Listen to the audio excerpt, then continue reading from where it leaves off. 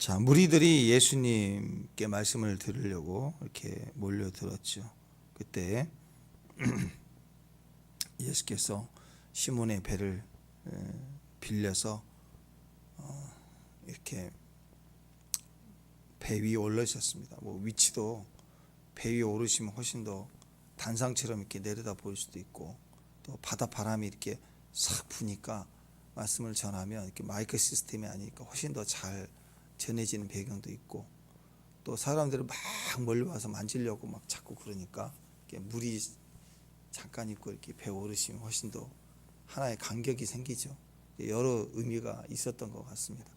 또 그것보다 제일 중요한 건 시몬을 주목한 거예요. 베드로를 주목하여 그를 붙잡는 거죠. 왜냐하면 지금 시몬의 상황이 우리의 상황이고, 또 밤새 수고하고 또 노력했지만 한 마리도 잡지 못했던 그런 절망의 상황이잖아요. 날이 샜다는 건 얼마나 피곤하겠습니까? 근데 밤새 고생했는데 한 마리도 잡지 못하고 날 샜다 그러면 얼마나 허망하겠어요. 피곤하고 지치죠. 그러면 던져버리고 갈 수도 있지만, 또 이게 습관이라는 게 무섭거든요. 습관이 피곤하고 힘들어도 그 습관에 의해서 또 그물을 이렇게 다시 씻고 정리하고 가야 돼요. 던져놓고 갈 수는 없죠. 그만큼 또 자기 삶에 또 내일은, 오늘은 망해도 내일은 또 이어져 가야 되니까. 그래서 이 습관이 지치고 포기돼도 계속 할 수 있는 힘이 이 습관에 있다. 이거 굉장히 중요한 메시지가 됩니다. 그 파스칼이 그랬잖아요. 제2의 천성. 그게 습관이라고 얘기합니다. 그러면서 이런 말을 했어요. 제2의 천성 습관이다. 근데 제2의 천성 습관은 첫 번째 자기 천성을 깨부신다. 이런 얘기를 했어요. 그러니까 막 사람이 재능이 많다, 천성이 있다, 쟤는 너무 잘한다, 우리는 저건 못 따라간다 하는 그 자기만의 은사, 달란트, 뭐 천성 그런 게 있잖아요. 뭐 키가 크다, 뭐 키 큰 사람 농구공 잡아서 뭐 점프 운동 필요 없어요. 잡아다가 그냥 이렇게 넣기만 하면 그거 어떻게 이기겠어요 그런 사람. 근데 아니더라는 거죠. 제2 천성을 만들어내야 돼. 습관을 해서 만들어내면 첫 번째 천성을 이긴대요. 깨부신다. 무서운 말이에요. 무서운 말. 그러니까 이렇게 피곤해도 망해도 할 일은 하는 거. 여기에 기적이 있는 거죠. 만약 여기서 오늘 정말 안 되네, 안 되겠다, 나 못해 가지고 피곤해, 때리실 거야 이런 마음으로 그물 그냥 던져놓고 가버렸다. 그러면 그물 잃어버릴 수도 있는 거고, 그 다음에 쓰려고 하면 엉켜 있는 거 어떻게 하겠어요. 다음에 일을 시작하려면 잘 씻어놓고 준비를 해놓고 가는 이 마지막 마무리하는 거, 이게 다 규칙적으로 습관이 되어 있는 모습 아니겠어요. 그때요. 그때 예수님이 와서 배를 좀 빌리자. 피곤하고 지친데 집에 가서 이제 잠이라도 자야 되는데 배를 빌려줬으니 그것도 지키고 있어야죠. 배를 다 이용할 때까지 지키고 옆에 있어야 되잖아요. 졸려가지고 그럴 텐데, 그러면서 예수님이 전하는 말씀을 들었던 거예요. 그죠? 그 말씀을 듣는 중에 뭐가 들어온 거예요. 그러니까 배를 빌리고 가르치고 나서 말씀 끝나고 이제 배를 인도함 받고 배를 정리하고 가야 되는데, 주님이 또 배를 빌렸으니 또 배값을 또 지불해 줘야죠. 그래서 공짜로 빌린 거 아니라고. 그러니까 주님도 뭐 돈을 줄 수도 있지만 깊은 데 가서 그물을 내려라 이렇게 얘기했을 때, 그렇잖아요. 목수의 말을 듣지 않는, 자기는 어부의 그 베테랑 아니에요. 근데 목수의 말을 누가 들어요. 근데 말씀에 의지하여 그물을 내리겠습니다 하고 갔다라는 거죠. 갔다. 그리고 이 베드로 한 사람 때문에 그 전부가 다 허탕친 거예요. 베드로만 못 잡은 게 아니라 그날따라 한 마리도 다 못 잡았는데 그 주변의 사람들이 다 허망해 있는데, 이 한 사람의 말씀에 의지하여 그물을 내리니까 어마어마한 양의 물고기를 잡게 되고, 그 동료들 보고 도와달라, 그리고 와서 막 도와주고 다 같이 수확의 기쁨을 열어갑니다. 그러니까 이것을 그냥 스토리, 기적이다 이렇게 보지 말고 한 사람이 어떻게 변화를 경험하는가, 이전에는 어땠는가, 그리고 말씀을 듣고 듣는 중에 내 안에 말씀의 변화가 일어났을 때 그의 순종으로 주변이 다 사는 거예요. 문을 열어놓는 거예요. 문을 열어놓는 거예요. 자, 이런 과정에서 오늘 역사를 볼 수 있는데, 먼저 첫 번째 생각해야 될 것은 베드로가 밤새도록 그물질을 했지만 아무런 소득이 없었다. 우리 인생의 대부분 그렇습니다. 날이 샜다. 그래서 확대해서 보면 인생 마지막 호흡할 때, 내 인생 종쳤네. 뭐 그럴 수도 있잖아요. 그때는 얼마나 최선을 가지고 막 땀을 흘리면서 뛰었어요. 이게 소중했거든요. 근데 밤을 새도록 수고했지만 잡은 것이 없다. 뭐 일장춘몽이다. 뭐 그런 얘기 하잖아요. 인생의 그 부귀영화가 아름답고 손에 잡히고 막 한때 즐거웠던 것 같은데 지금 보니까 다 사라졌다. 봄날 꿈꾸는 것 같았다. 다 자식도 누구도 다 없어지고 나 혼자 있구나.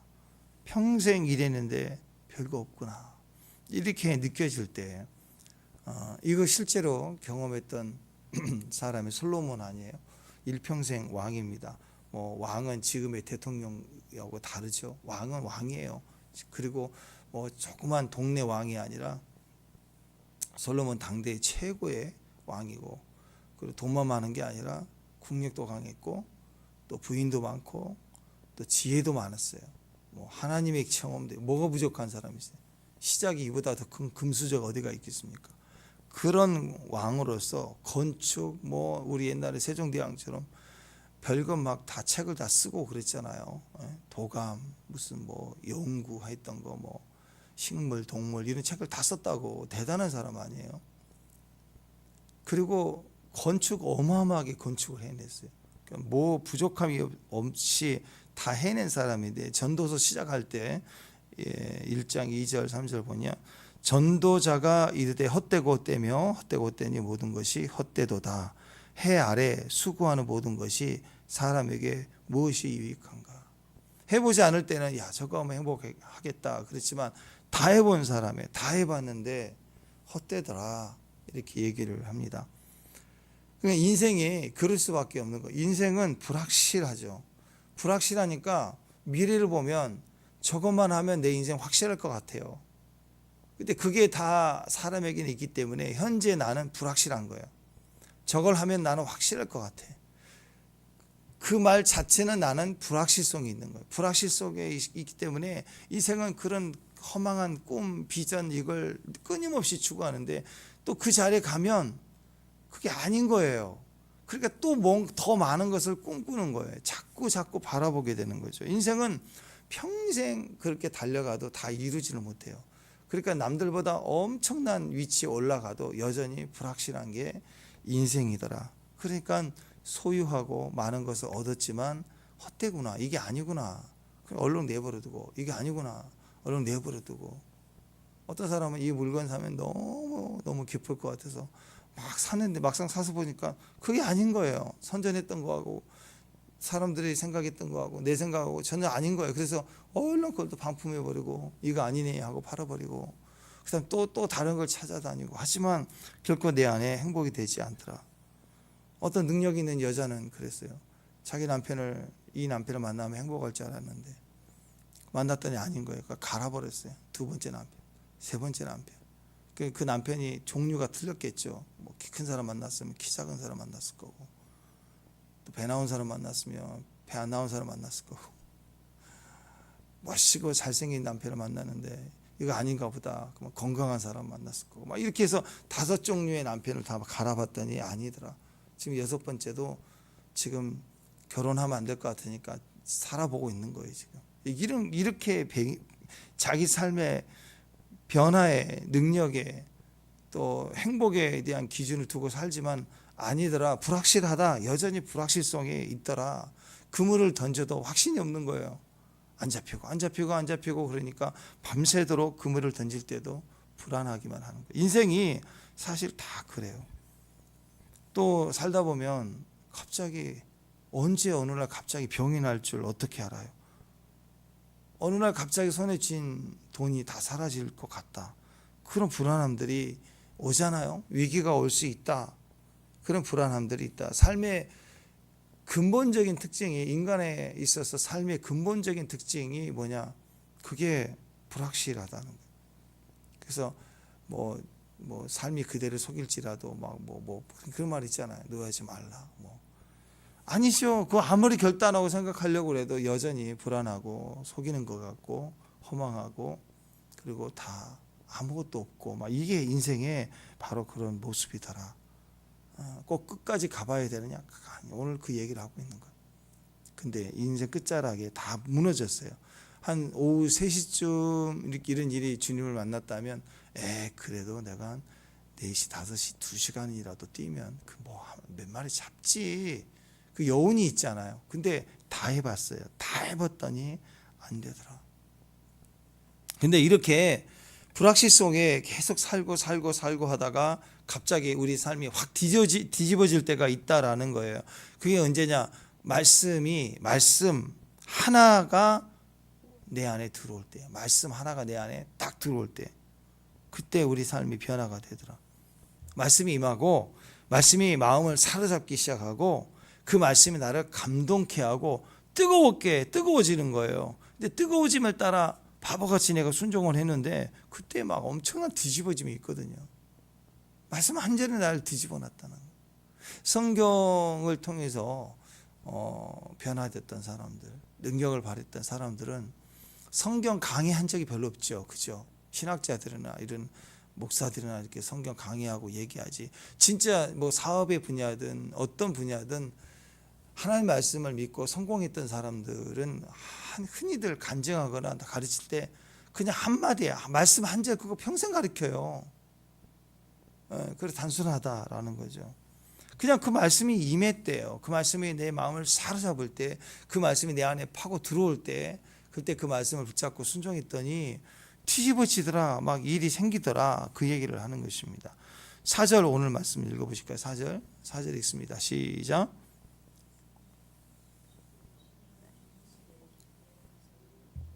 고기를 잡으라. 깊은 데로 가서 그물을 내려 고기를 잡으라. 너무 단순해. 깊은 데로 가라, 그물을 내리라, 고기를 잡으라.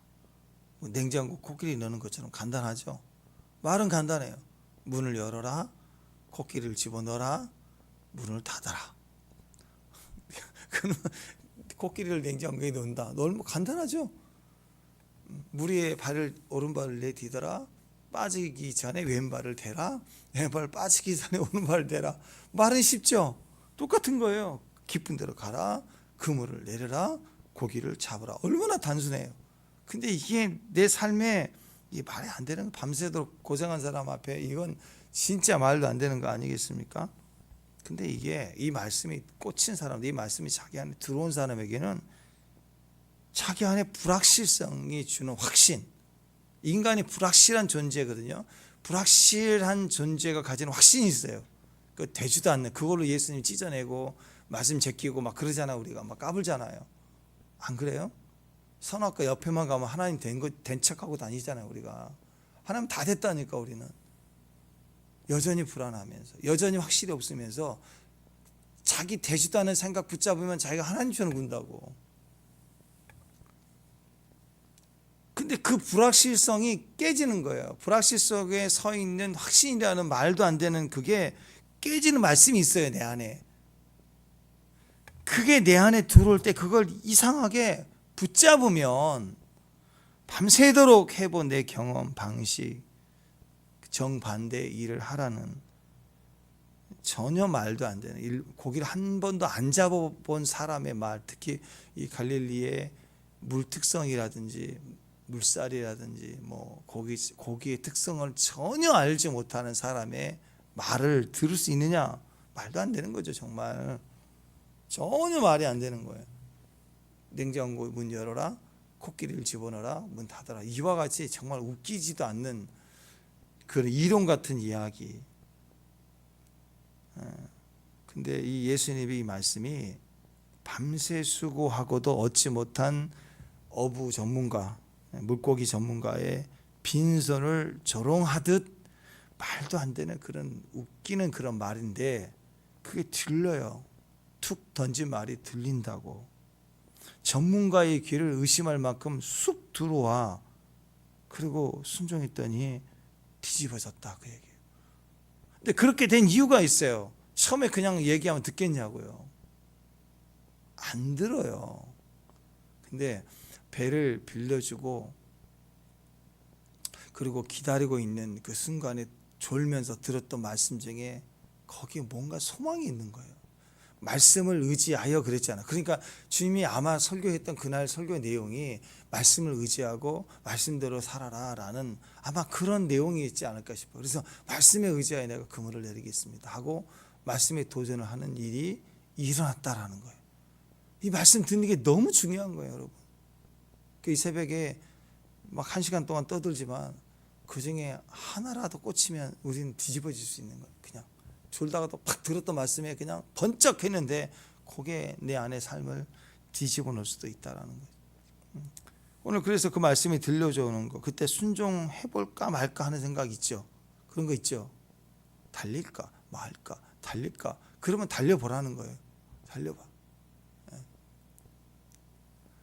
자, 그때 순종했더니 뒤집어지게 되었다. 여러분, 이 뒤집어지는 역사는 그렇게 많은 말씀을 성경 강해를 하고 뭐 논리 정리를 다 해야 되고 뭐 달달달 암송을 해야 되고 물론 그렇지 않은 것보다 그렇게 하는 게 훨씬 더 이로울 수 있겠지만 유익하지만 꼭 그렇게 해야지만 되는 게 아니에요. 그냥 툭 던져 말씀을 믿고 뛰면 그 순간에 기적과 같은 일이 일어나게 되는 거예요. 그 순간 그걸 영접할 수 있는 능력, 받아들이는 능력, 그게 하나님 나라의 원리라는 거죠. 우리가 우리 삶의 평상시에 계속해서 하나님 말씀을 이렇게 듣고 말하고 시인하고 묵상하고 또 쉬지 않고 그 말씀에 여운이 있죠. 말씀 암송하면 여운이 있어요. 뉘앙스가 있다고. 그것까지 붙잡아서 쉬지 않고 막 주야로 나누고 선포하고 전하고 문자 돌리고 막 그렇게 할 이유가 분명히 있습니다. 그런 인생 가운데 갑자기 어느 날 이렇게 휙 들어오는 그 말씀의 때가 있다라는 거예요. 그러니까 이런 삶의 여유가 있는 사람에게 들어와요. 평소에 이런 삶의 여유가 있는데 이 말씀이 내게 들어오는 거지, 강팍하게 살면 자기 일만 하는 사람에게는 안 들려요. 그러니까 베드로의 모습을 보세요. 밤새 수고했다. 그 말은 뭐예요?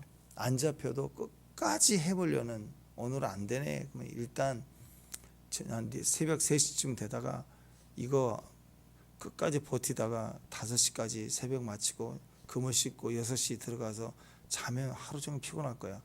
그러니까 3시쯤에 오늘은 안 될 때도 있잖아. 새벽 3시쯤에 정리하고 가서 일찍 한두 시간 먼저 자면 내게 또 내일을 준비할 수 있지 않을까. 뭐 그런 마음이 들면 가성비가 있지 않아요. 근데 아니라 일단 다 끝까지 버티는 거예요. 끝까지.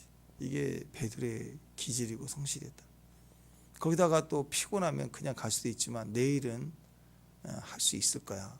그러니까 그물을 깁는 정리를, 자기 일을 끝까지 마무리하는 이 성실함이 있잖아요. 그 다음에 그렇게 피곤해서 가려고 그랬더니 배 좀 빌려달래. 귀찮다고. 그럴 수 있잖아요. 전혀 상관없는 에피소드가 시작이 되는 거예요. 주님을 만났는데 주님을 지금 주님으로 모를 때잖아요. 그럴 때 기회를 허락하잖아요. 영접하잖아요. 배를 빌려주는 거예요.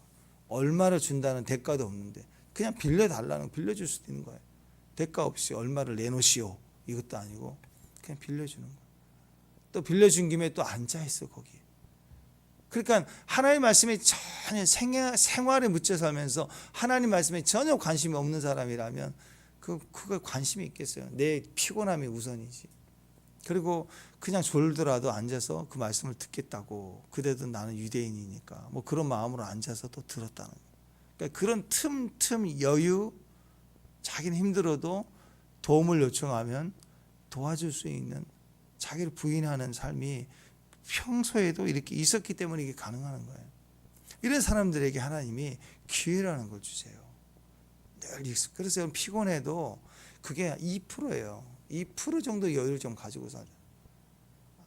못할 때도 있죠. 그러나 가능하면 조금만 더 도와주고, 조금만 더 인내하고, 조금만 더 말씀 한 절 더 보고, 이런 마음으로 살아갈 때 그렇게 계속 하는 거예요. 말씀을 시인하고 말씀을 들으려고 하고 말씀을 묵상하려고 하고 말씀을 이렇게 쉬지 않고 주야로 선포하고 나눠주고 문자로 막 전해주고 하는 일련의 삶을 계속할 이유가 여기 있는 거예요. 그러다 보면 어느 날 하나님이 우리에게 우연을 가장한 상황에서 주님이 우리 마음에 놓고 하실 때 그것을 강팍하게 닫지 않고 그 기회를 얻게 되는 그런 축복이 된다라는 거예요.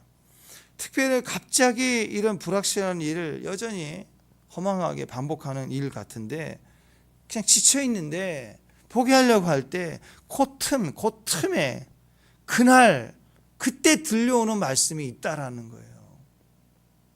그 선수들이 인간의 육체에 한계가 있거든요. 운동할 때 같은 능력을 가진 뛰어난 운동력을 가진 선수들도 근육이 몸에 배이도록 근육이 일을 하도록 이렇게 극도의 훈련을 하면 인간의 한계가 오면 머리로 생각을 해서 이 근육을 통제해서 할 수 있는 한계를 넘어가야 된대. 넘어가야 근육이 일을 한대요. 그래서 권투 선수들도 뭐 1라운드, 2라운드 뛰면 보통 사람은 1라운드만 뛰어도 지쳐요. 3라운드만 뛰어도 아마추어 뛰어도 엄청 피곤하다. 근데 그게 운동을 많이 하면 막 이게 막 강력해지냐 그것도 아니에요. 인간 체력은 비슷해요. 그런데 3라운드, 4라운드 프로로 전향하면서는 이게 5라운드, 6라운드 가면 선수들을 훈련했던 그 근육이 움직이는 거예요. 근육이 지쳐서 안 되는데 몸은 움직여지는 거예요. 그 훈련을 하기 위해서 1%, 2%에 막 극도로 반복해서 훈련을 하는 거예요. 세팅이 몸에 익힐 때만 이긴대요. 생각해서 정신력으로 못 이긴대요. 그렇게 운동하니까 뭐 0.001% 다른 선수 비해 세계적인 선수들 사이에 그 근육량 그것이 이기게 만드는 거래요. 그걸 하기 위해서 어마어마한 땀을 흘리고 노력을 하는 거죠. 영적인 것도 비슷합니다. 그 말씀 한 절이라도 내 안에 붙잡으려고 할 때, 그 말씀이 들려줄 때 그걸 붙드는 능력이 그게 전부를 이겨내는 능력이 될 수 있어요. 아 이제 안 해, 못하겠어. 그때 사탄이 역사하거든요. 근데 그거 먹지 말라 그러면 그 선악과 중심에 그건 안 되는 것을 딱 붙잡을 수 있는 거, 그 하나님의 말씀을 딱 붙잡을 수 있는 거, 그게 절대적 승리가 되는 거고, 그것 때문에 사탄이 우리는 못 이기는 거예요. 예수 그리스도의 중심에 딱 두면 절대 사탄이 이길 수가 없는 거예요. 그러니까 많은 말을 하고 막 씨름을 하고, 야곱이 씨름해서 이기지. 근데 야곱이 뒤집어지는 역사가 하나님 앞에 진짜 복이 뭔지를 붙들고 선악과 세우는 싸움이잖아요. 결국 그거 하나 세우니까 이스라엘이 되죠. 창세기 주인공은 야곱이에요, 여러분. 아브라함도 아니에요.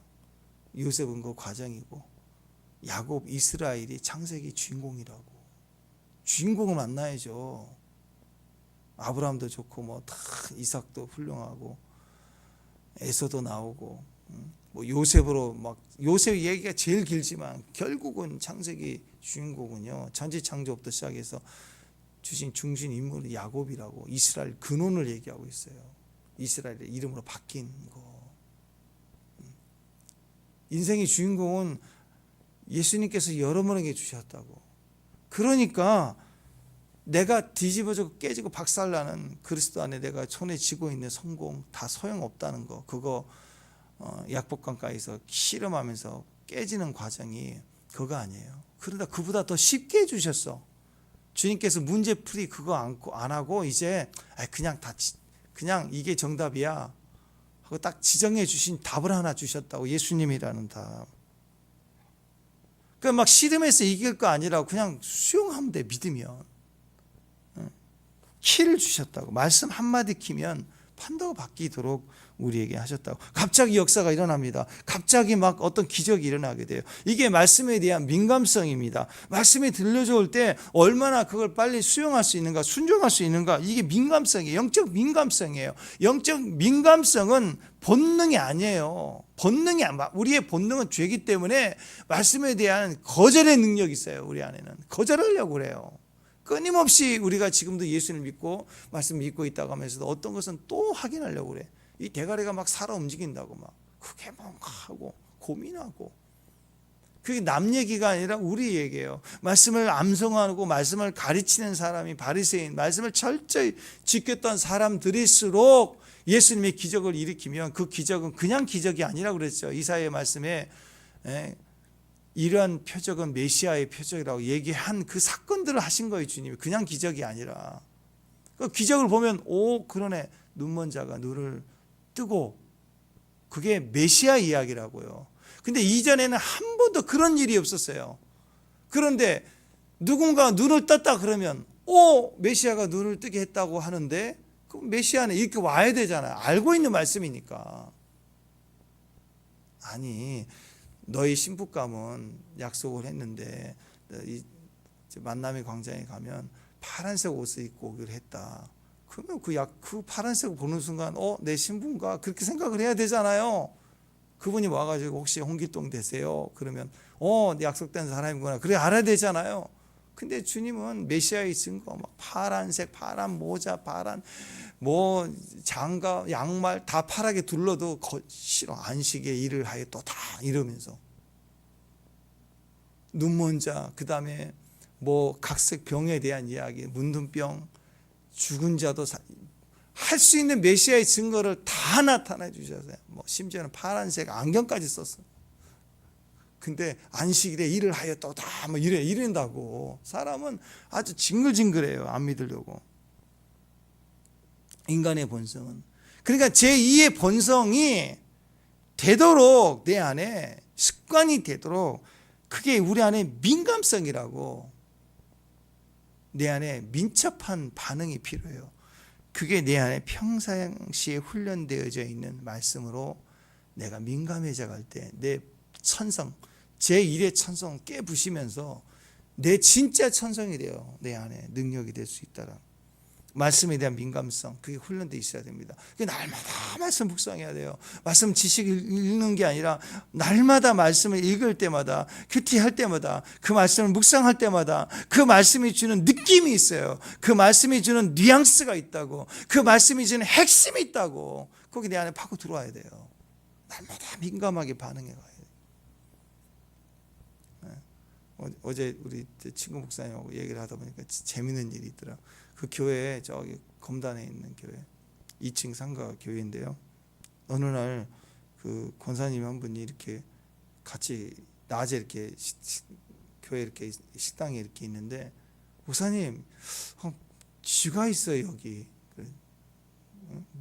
무슨 쥐가 있냐고. 상가에 요즘에 하수구부터 다 뚫어 막아가지고 요즘 상가에 무슨 쥐가 있냐고. 아파트 그 상가 건물에 쥐가 있대. 그래서 어디요? 그랬더니 있대. 어떻게 해요? 그랬더니 냄새가 난대. 쥐 냄새가. 옛날 분이라 그걸 아나. 다들 에이 무슨 쥐냐고. 에이 아니라고. 막 그랬더니 굳이 가가지고 그 쥐덫 그 찐덕이 그걸 갖고 와서 막 그 몸을 굽혀가면서 구석구석 붙이고 하더래요. 그 다음날 봤더니 쥐가 없어요. 그래서 다들 그래서 무슨 쥐야. 근데 3일째 된 날 쥐가 잡혀 있는 거. 얘가 문을 빠끔할 때 들어왔나 봐요. 3일째 굶어서 있다가 3일째 쩔딱 굶은 쥐가 찐득이에 딱 힘을 걸려갖고 힘을 못 쓰니까 못 빠져나간 거야. 죽었어. 네. 그 사람 말 무시하면 안 돼. 그 아는 사람은 있는가 봐. 그 느낌이 있었나 봐. 어렸을 때 경험에 쥐 냄새가 있나 봐. 네. 저희 어머니도 그래요. 어느 옛날에 바퀴벌레가 있다. 그 바퀴벌레 냄새를 난다는 거. 어떻게 바퀴벌레가 냄새가 나냐 했더니, 바퀴벌레 냄새 왜 못 맡니? 받아요. 진짜 바퀴벌레가 있어요. 그러면. 그래서 그런 분들이 있더라고. 그거 아주 민감하신 분들이 있어요. 그러니까 마찬가지예요. 말씀의 냄새를 좀 맡으세요. 어떤 말씀이 있는데 말씀을 보면서 말씀의 냄새를 맡아야 된다고. 말씀을 읽을 때마다 뉘앙스, 그러니까 지식이 아니에요. 성경 공부 1, 2 이런 거 말고 말씀을 읽을 때마다 지식이 발동을 하는 거, 내 감성이 발동을 하는 거, 내 의지가 막 발동하는 거. 막 우리 교회도 그런 분 있잖아요. 감동 받으면 막 혼자 막 뛰는 분 있죠. 뒤에 있는 분 있잖아요. 막 앞뒤를 안 가리고 뛰는 분 있죠. 막 어쩔 땐 너무 많이 뛰어. 막 막 붙잡아 놓으려고 막 그러실 때가 있다. 어쨌든 뛰어야 돼요. 한번 감동받으면 막 밤에 막 찬양을 하고 막 동네로 돌기 시작하고 막 어쨌든 느낌, 생각이 말씀을 읽을 때마다 자꾸 반응하기 시작해야 그 냄새와 느낌을 가지면 말씀을 읽는 상황이 아닌 내 사업 현장, 삶의 현장, 직업 현장, 근데 이상하게 뭔가 느낌이 있어. 그 느낌 때문에 움직이는 거라고. 베드로가 밤새도록 일을 했지만 얻은 게 없어. 너무 허망하고 허탕할 때 말씀을 듣는 중에 느낌이 있었다고. 예수님 말씀 전하는 피곤해 죽겠는데 저 뭐지? 하나님에 대한 느낌을 말씀을 듣는 중에. 그리고 나서 이제 말씀 상황 끝, 집에 돌아가라 이제 해놓고 나서 깊은 데 들어가서 그물을 내려라, 물고기를 잡으라. 이게 말도 안 되는 이야기인데 이 현장인데 그 느낌이 발동하는 거예요. 이제는 말씀에서 경험한 느낌이 말씀이 아닌 현장에서 느껴지면 그때 강력한 흐름이에요. 뭐 주식하시는 분들 보세요. 수시로 막 시세, 정보, 뭐 트럼프가 이런 말을 했다. 그럼 그게 우리나라 미칠 그 사업 현장의 흐름과 맞닿은 것 같다. 그러면 뭐 예를 들어 전기차에 대한 얘기를 했다. 반도체 얘기를 했다. 그러면 삼성의 반도체가 불리할 것 같다. 뭐 얼른 팔고 주식을 팔고 그게 민감하게 반응하잖아요. 그러니까 주식한 사람들은 이 뉴스에 굉장히 민감해 있습니다. 또 이렇게 디자인 하시는 분들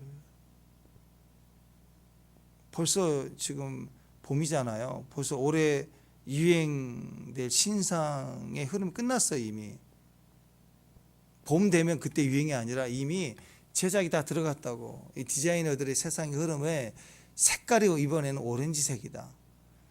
흐름은 뭐냐? 이걸 미리 유행을 창조한 사람들은 이미 지금 들어갔다고. 그러니까 이분들이 세상에 유행을 만들어내는 거예요. 그리고 준비해 놓은 다음에 그 민감하게 반응한 다음에 준비해 놓고 나서 돈을 어마어마하게 투자해서 갑자기 봄에 광고를 확 해대고 거기다 유명한 연예인 끌어다가 영화에다 집어넣고 입혀놓고 막 보여줘 버리는 거예요. 사람들 그때 유행이다 하고 막 따잖아요. 한때 뭐 롱패딩 그것도 다 그런 거 아니다. 미리 다 제작해 놓고 광고 때려줄 때 우리는 그때 그거 보고 나도 입고 싶다 이래가지고 막 사러 다니고 난리죠. 그때 막 뒤늦게 짝퉁 만들어내고 막 웬만하면 다 길게 만들어내고 우리는 뒤늦게 갈아타려고 하면 또 끝나잖아요. 유행. 그러면 이미 딴 거 준비해놨어. 이분들은요 미리 다 준비해놔요. 유행을 창조한 사람들은. 그리고 연예인들을 세우고 영화를 만들고 하면 집어넣어가지고 그걸 보여줄 뿐이죠. 근데 뒤늦게 감각이 둔한 사람은 나중에 그걸 따라서 카피하죠. 디자이너들은 항상 선봉에 있어요. 이미 우리가 일하기 전에 일을 하고 있어요. 그 세대의 흐름을 읽어내요. 트렌드를 읽어내요. 색깔을 읽어낸다고. 마찬가지입니다. 우리가 말씀을 무시하고 둔하고 어리석은 사람은 이거 들러져 와도 말해줘도 귀에다 대고 얘기를 해줘도 터부시해요. 또 들려줘 오면 막 귀에다 대고 해주니까 머리로는 그렇지 하고 하는데 이게 순종이 안 되고 미뤄요. 자꾸 순종은 미뤄요. 미루고 게으르다가 습관이 안 됐다가 기회 다 놓치고 뒤늦게 나서 그때 내가 우리 동네 그 앞에 그 땅을 내가 샀어야 되는데 뭐 이런 얘기는 하고 있고 이렇게 개발될 줄 알았으며 막 이러고 있고 그 누구나 할 수 있는 이야기 아니에요. 그건. 그러니까 여러분 우리가 주님이 하신 그 마음의 이야기들을 좀 들을 줄 알아야 됩니다. 엠마오로 가는 그 두 제자 이야기 나오죠.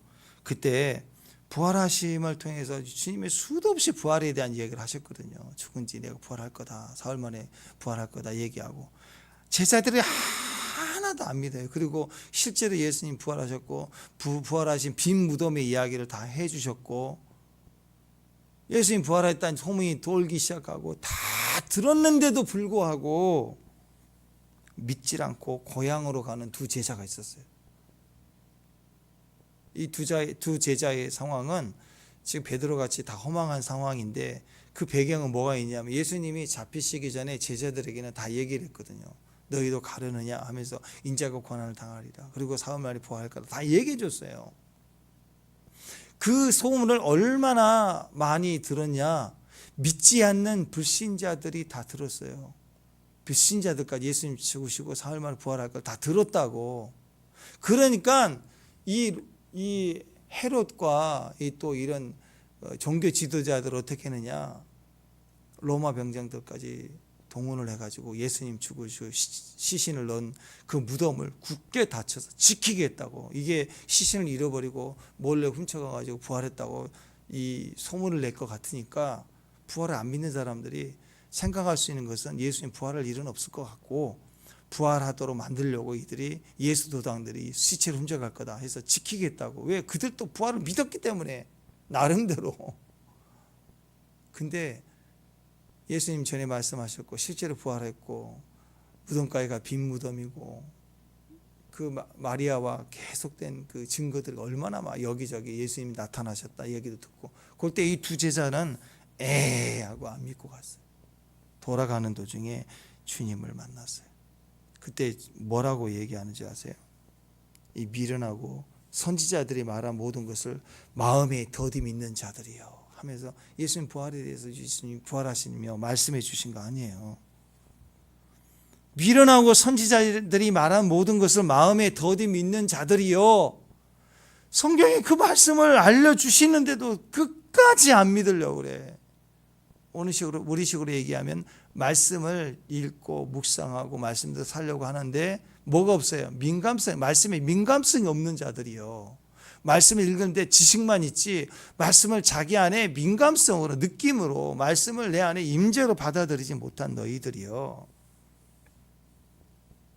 사람들은 살면서요 세상적이다 그러면 세상 사람들 말에 민감하거든요. 내가 입고 싶은 옷을 입지를 못해요.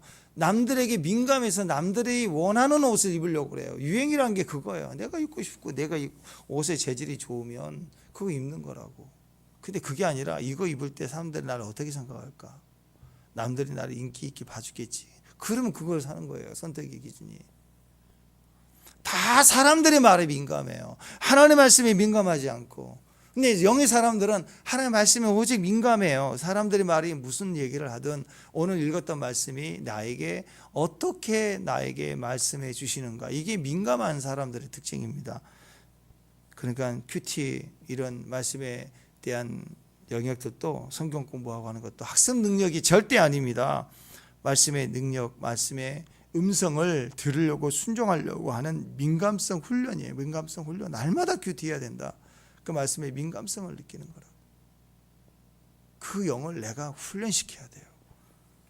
오늘 설교 말씀을 듣다가 또 말씀 묵상하다가 내가 하나님 말씀을 듣고 음성을 듣고 순종해야 되겠구나 하고 그렇게 들려져 올 때 그때 그 말씀이 그래 그 말씀에 순종해야 되겠구나 하고 이게 딱 들어올 때 그때요 선명해집니다. 뭐가 선명해져요? 오늘 내가 무슨 일을 해야 되는지, 내가 어디를 집중해야 되는데, 내가 어떤 것을 헌신해야 되는지가 그때 정리가 되기 시작하는 거예요. 근데 말씀을 믿지 않고 순종하려고 하면 성경 말씀대로 다 종교적으로 살아야 되니 얼마나 힘이 지치겠어요. 그걸 다 지키라는 소리가 아니에요. 말씀을 읽다가 그 말씀이 딱 들어올 때 이 말씀대로 살아야 되는구나 라는 생각이 딱 들어오면 그 순간 내 안에 오늘 뭘 순종해야 되는지 뭘 포기해야 되는지 이게 선명해지는 거라고. 그것만 순종하면 되는 거라고. 일평생 내 부르심, 나의 시대적 사명 그런 거 가지고 뛰란 소리가 아니에요. 그건 거창하지 않아도 되고 그거 잘 몰라도 돼요. 매일의 삶 가운데 하루하루 들려주는 말씀만 붙들고 가는 것만으로도 우리 인생은 충분해요. 인생이 뒤집어질 수 있어요.